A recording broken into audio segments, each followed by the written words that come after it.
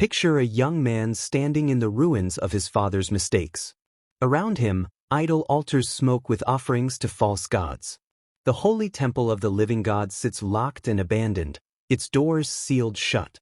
The entire nation has forgotten who they are and whose they are. Everyone expects this young man to simply continue the cycle of compromise that has defined his family for generations. But sometimes, one person can change everything. His name was Hezekiah, and at just 25 years old, he made a decision that would shake a kingdom to its core. While everyone around him bowed to pressure, he chose to bow to God instead. While others followed the crowd, he followed his conscience.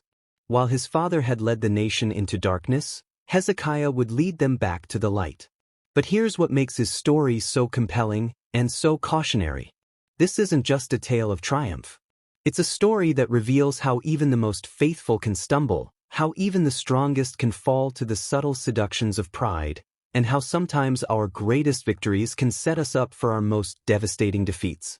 What if I told you that the same king who witnessed one of the greatest miracles in biblical history would also make a decision that would doom his descendants to captivity?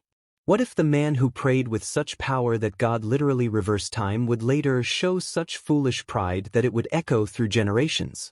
Join me as we walk through the remarkable journey of King Hezekiah, a story of bold reform, miraculous deliverance, divine healing, and ultimately, the dangerous trap of success.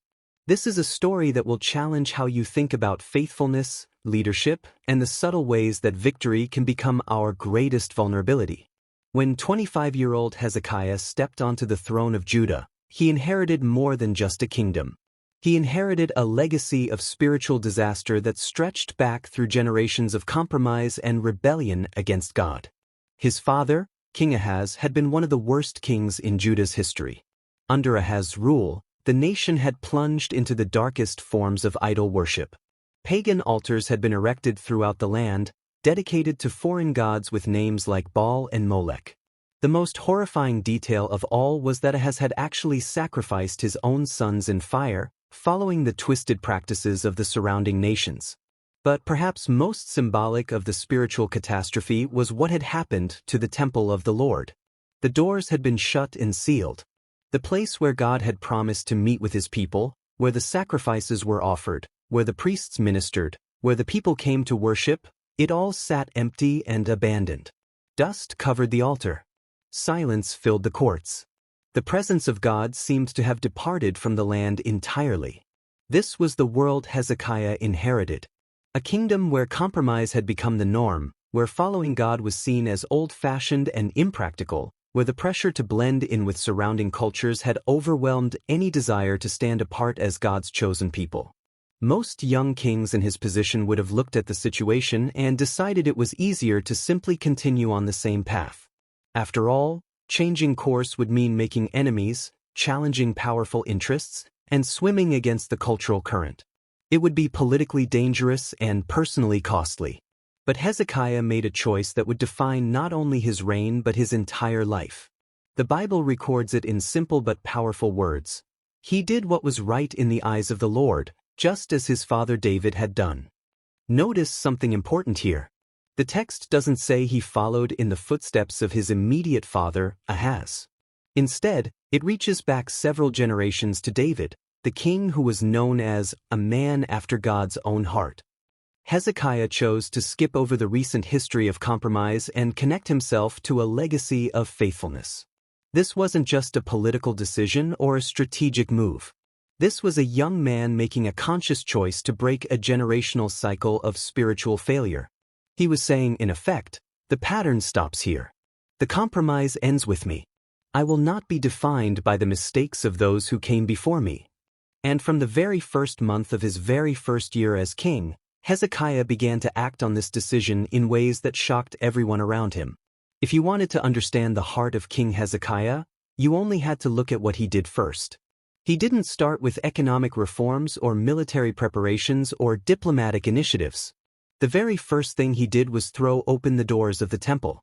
For years, those doors had remained sealed, a silent testimony to how far the nation had drifted from God. But on the very first day of the very first month of his reign, Hezekiah personally went to the temple and opened those doors wide. It was more than just a symbolic act. It was a declaration that the presence of God was welcome in the kingdom again. But opening the doors was just the beginning. What he found inside was heartbreaking. Years of neglect had left the holy place in terrible condition. Dust and debris covered everything. The sacred utensils were tarnished and scattered. The altar was cold and unused.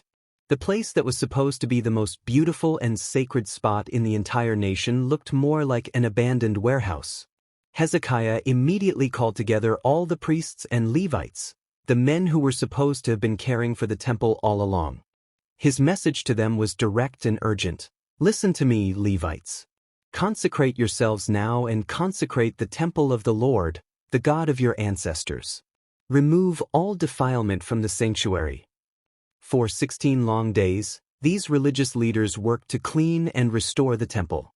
They carried out load after load of garbage and debris. They scrubbed the altars until they gleamed. They polished the sacred vessels and put them back in their proper places. They swept and washed and consecrated until the house of the Lord looked like the house of the Lord again. But Hezekiah's reforms didn't stop with the temple building itself.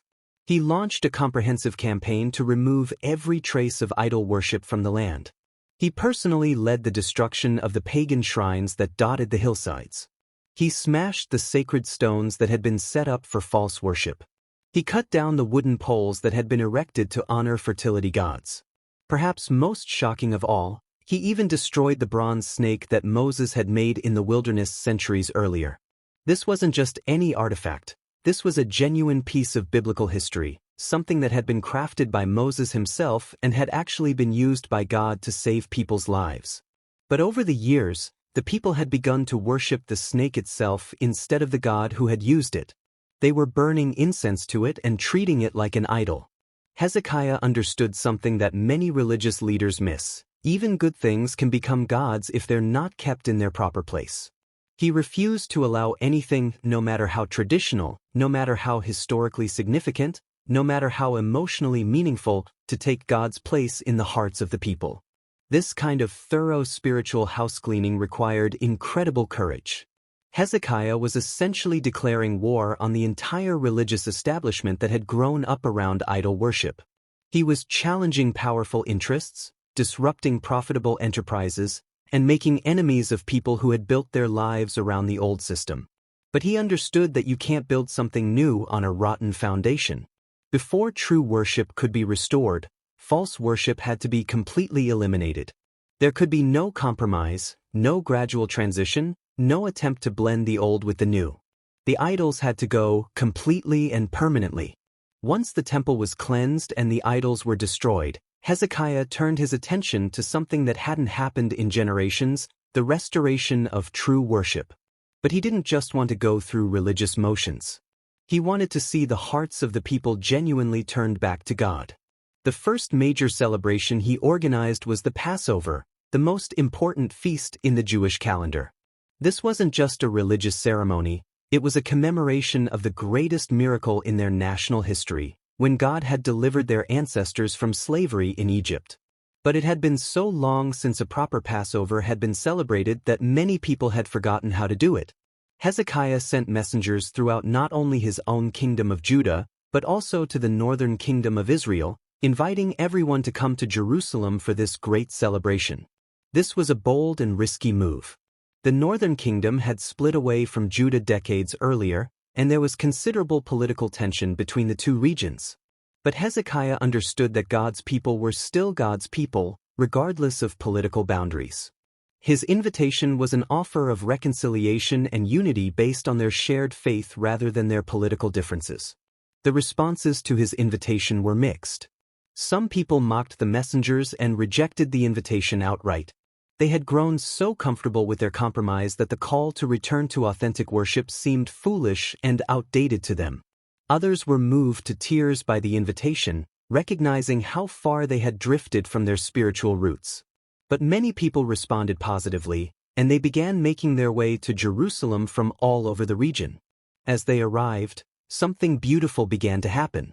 The city filled with the sounds of worship for the first time in decades. Music returned to the temple courts. Voices were raised in ancient songs of praise.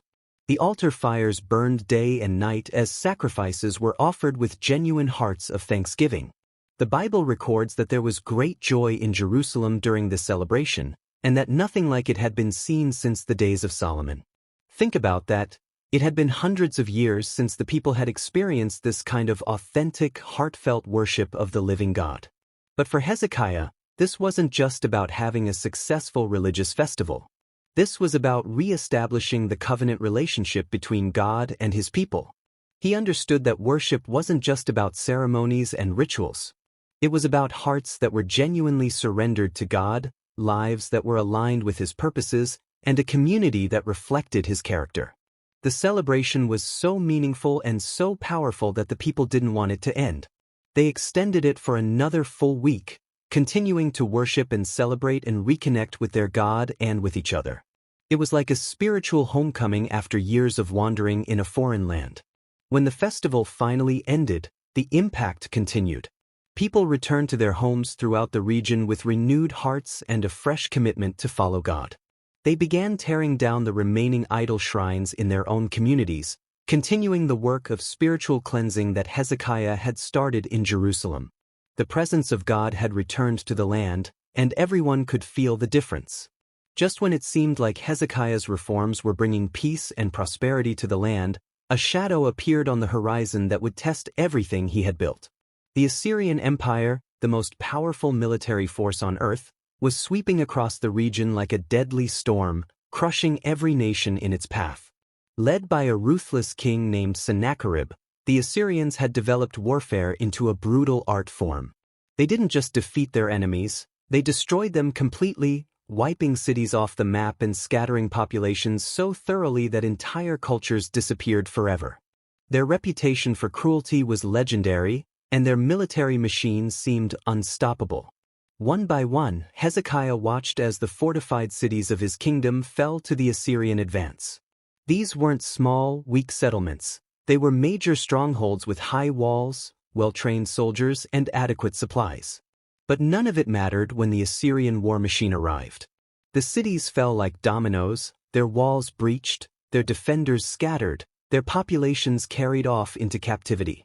Finally, only Jerusalem remained, standing alone like a small island in an ocean of conquest. The entire Assyrian army surrounded the city, and their siege equipment began moving into position. From a purely military standpoint, the situation looked hopeless. Jerusalem was outnumbered, outgunned, and cut off from any possibility of rescue. But Hezekiah didn't panic, and he didn't surrender. Instead, he did something that revealed the depth of his faith and the source of his strength. He prepared for battle, but not in the way most kings would have prepared. Yes, he took practical steps. He reinforced the city's walls and gathered weapons. He organized the defense and appointed military commanders. Most importantly, he engineered one of the most remarkable construction projects in ancient history, a tunnel that secretly brought fresh water from a spring outside the city into the heart of Jerusalem, ensuring that the people wouldn't die of thirst during a long siege. This tunnel, carved through solid rock, still exists today as a testament to Hezekiah's practical wisdom. But his main preparation wasn't military, it was spiritual. He gathered the people together and spoke words that would echo through history: "Be strong and courageous. Do not be afraid or discouraged because of the king of Assyria and the vast army with him. For there is a greater power with us than with him. With him is only the arm of flesh, but with us is the Lord our God to help us and to fight our battles." What faith! What confidence! Hezekiah looked at the massive enemy army surrounding his city and declared that he had a greater power on his side. He wasn't trusting in walls or weapons or military strategy. He was trusting in the same God who had delivered his ancestors from Egypt, who had given them victory over seemingly impossible odds time and time again. But the Assyrians weren't finished with their psychological warfare. They sent their spokesman to stand outside the city walls and shout propaganda designed to destroy the people's morale and shake their faith. He mocked their trust in Egypt's help. He ridiculed their confidence in their God. He even claimed that the Lord himself had told the Assyrians to destroy Jerusalem. The verbal assault was carefully crafted to create fear, doubt and division among the defenders. But Hezekiah instructed his people not to answer these taunts. Instead, he did something that revealed the secret of his strength and the foundation of his confidence. He went to the temple and prayed. When King Hezekiah faced the greatest crisis of his reign, with the most powerful army in the world camped outside his gates, he didn't call an emergency meeting with his generals. He didn't negotiate with the enemy or look for political solutions. He went straight to the source of his strength, the presence of God in the temple. The prayer he prayed that day is recorded in the Bible as one of the most powerful examples of faith under pressure that you'll find anywhere. It wasn't a long, complicated prayer filled with fancy religious language. It was the simple, honest cry of a man who knew exactly where his help came from. O Lord, God of Israel, enthroned between the cherubim, you alone are God over all the kingdoms of the earth. You have made heaven and earth. Give ear, O Lord, and hear. Open your eyes, O Lord, and see. Listen to the word Sennacherib has sent to insult the living God. Notice how Hezekiah started his prayer by declaring who God is. He wasn't trying to convince God of anything or manipulate him into helping. He was simply acknowledging the reality of God's power and authority over all earthly kingdoms, including the mighty Assyrian Empire. Then he brought the enemy's threats directly to God. Listen to the word Sennacherib has sent to insult the living God. Hezekiah understood that the real issue wasn't political or military, it was spiritual. The Assyrians weren't just threatening Jerusalem, they were challenging the authority and power of the living God himself. His prayer concluded with a request that revealed his heart. Now, O Lord our God, deliver us from his hand, so that all kingdoms on earth may know that you alone, O Lord, are God. Even in his desperate need, Hezekiah's ultimate concern wasn't just for his own safety or the survival of his city. He wanted God's name to be honored and his power to be displayed before the watching world. God's answer came through the prophet Isaiah, and it was everything Hezekiah could have hoped for and more.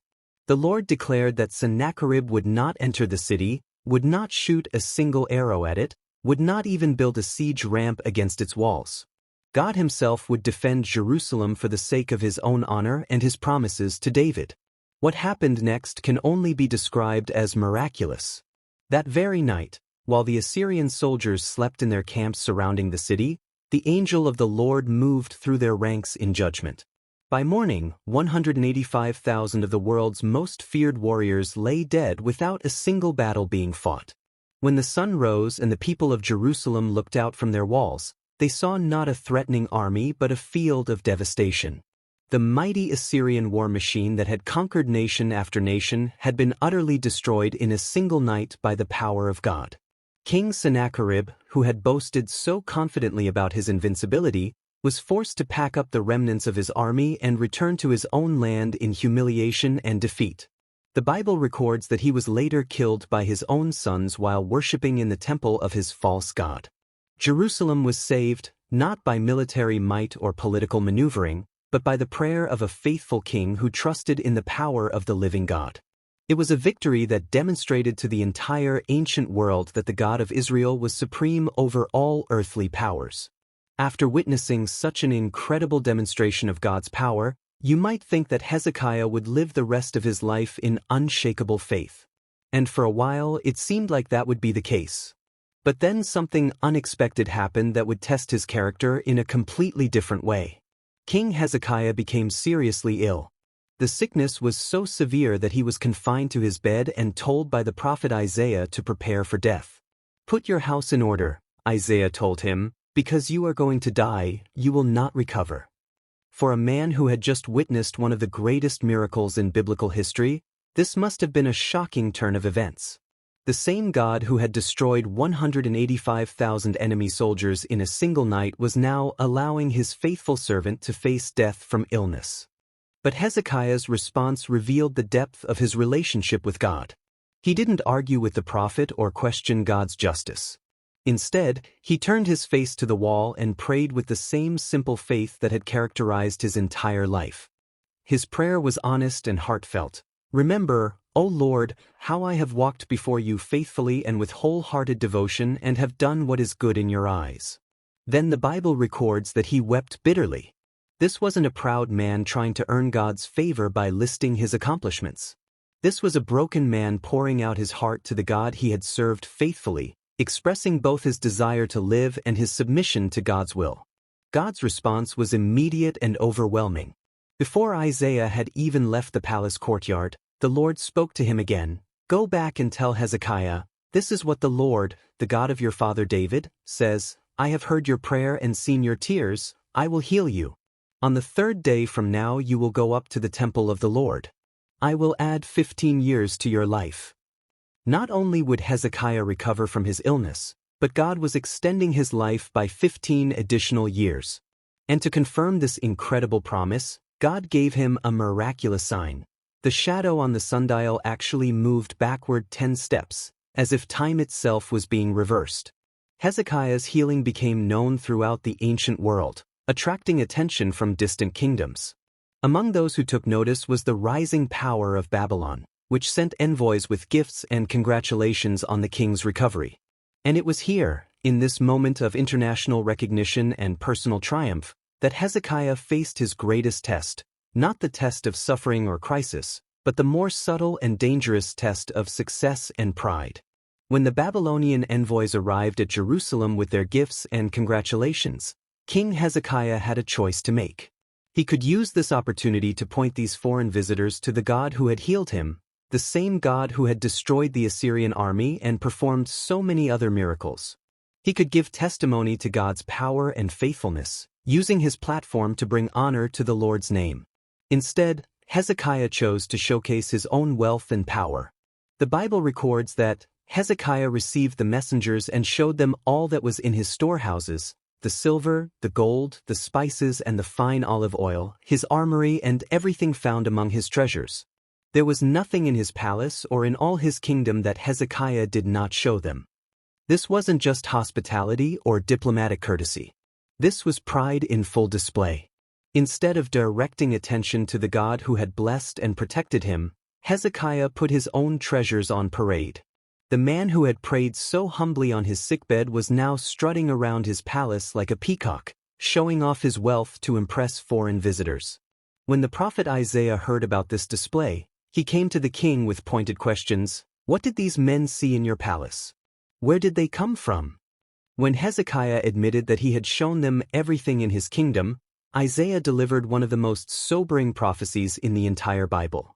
"The time will surely come when everything in your palace and all that your predecessors have stored up until this day will be carried off to Babylon. Nothing will be left. And some of your descendants, your own flesh and blood who will be born to you, will be taken away, and they will become eunuchs in the palace of the king of Babylon." The very treasures that Hezekiah had proudly displayed would one day be carried off to Babylon. The kingdom he had worked so hard to reform and restore would eventually fall to the same empire whose envoys he had been so eager to impress. And his own descendants would end up as servants in a foreign palace. But perhaps the most heartbreaking part of this story is Hezekiah's response to this prophecy.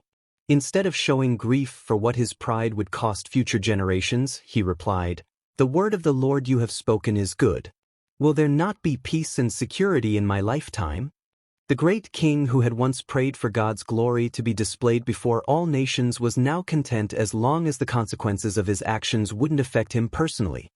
His concern had shifted from the welfare of his people and the honor of God's name to his own comfort and security.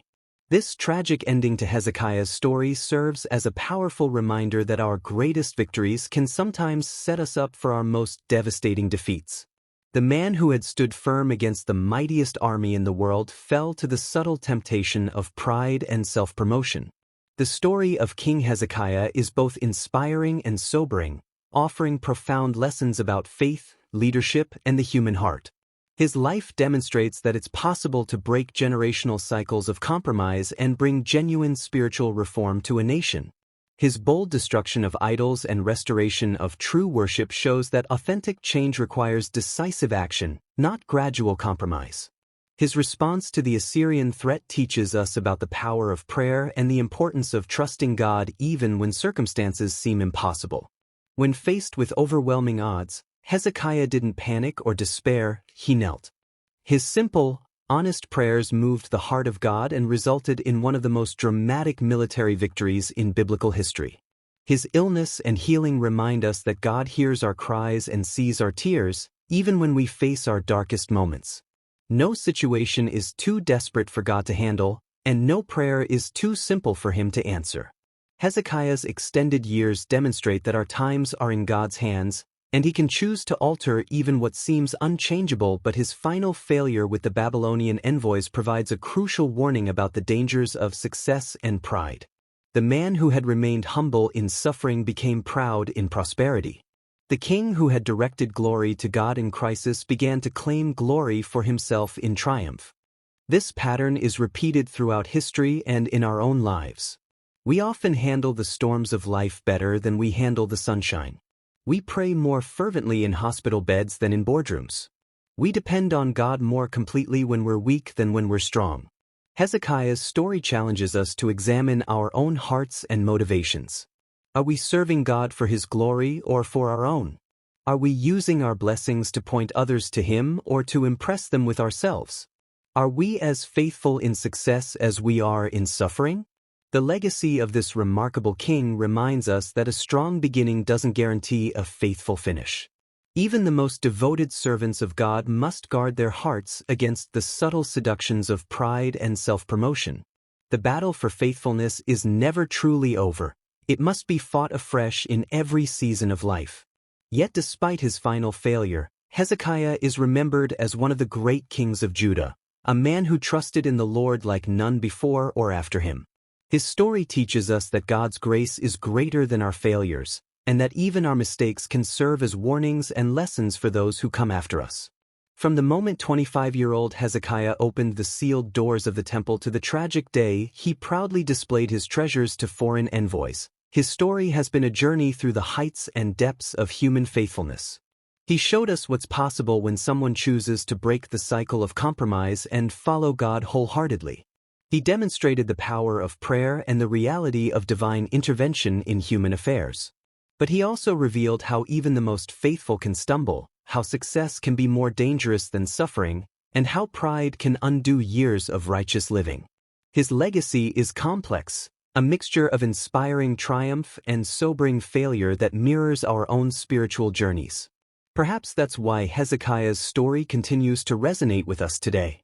We see ourselves in both his victories and his defeats. We recognize our own struggles with compromise and our own temptations toward pride. We identify with his honest prayers and his human weaknesses. Most importantly, his story reminds us that God can use imperfect people to accomplish extraordinary things. Despite his final failure, Hezekiah's reforms had lasting impact. The spiritual foundation he laid helped sustain the nation through difficult times ahead. His example of faithfulness inspired future generations, even as his mistakes served as warnings about the dangers of pride. If King Hezekiah's remarkable journey has challenged and inspired you today, I'd love to hear from you. Please hit that like button if this story encouraged you to examine your own faithfulness, and don't forget to subscribe for more powerful biblical stories that speak to our hearts and lives today. In the comments below, I'd love to know, what aspect of Hezekiah's story spoke to you most powerfully? Was it his bold reforms, his powerful prayers, his miraculous healing, or perhaps his sobering failure? How do you guard your own heart against the subtle temptations that brought down this great king? And please share this video with someone who needs to hear about the power of choosing faithfulness over compromise, the reality of God's intervention in desperate situations, and the importance of staying humble in success. Hezekiah's story is ultimately about the grace of God working through flawed human beings, a message that gives hope to all of us. Thank you for joining me on this journey through the life of one of history's most complex and compelling leaders. Until next time, may you have the courage to open whatever doors God is calling you to open, the faith to pray when giants surround you, and the wisdom to stay humble when blessings abound.